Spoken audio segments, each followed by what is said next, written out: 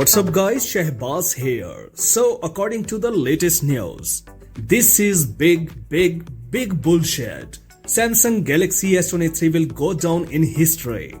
It will be the company's first flagship on SoC MediaTek. About half of Galaxy S22 Fan Edition FE devices will also be based on Taiwanese MediaTek chipsets.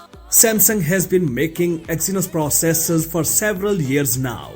The company mainly uses the chipsets in its smartphones, but also sells some of them to others. However, not all Galaxy smartphones are equipped with Exynos chipsets.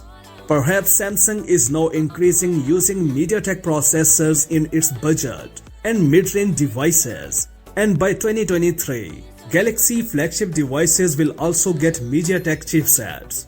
Samsung has so far launched its flagship smartphones based on Qualcomm Snapdragon single-chip systems and its own Exynos family of platforms.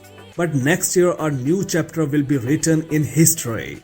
Several sources confirmed at once that the South Korean company is already discussing the use of MediaTek single-chip systems for its future flagships, while the Galaxy S23 will be the first flagship of the manufacturer to receive an appropriate mobile platform. However, not all devices in the Galaxy S23 line will have MediaTek's latest flagship SoC. However, not all devices in the Galaxy S23 line will have MediaTek's latest flagship SoC under the hood. Samsung will only use them for Asian models. In addition, there is information that about half of the Galaxy S22 Fan Edition devices will also be created on the chips of the Taiwanese company MediaTek. It is currently unclear which MediaTek chips Samsung will use for these smartphones, but it is worth noting that Samsung has previously used MediaTek SoCs for its budget devices. Perhaps Samsung is to blame for the poor performance of the Snapdragon 8 Gen 1 processor.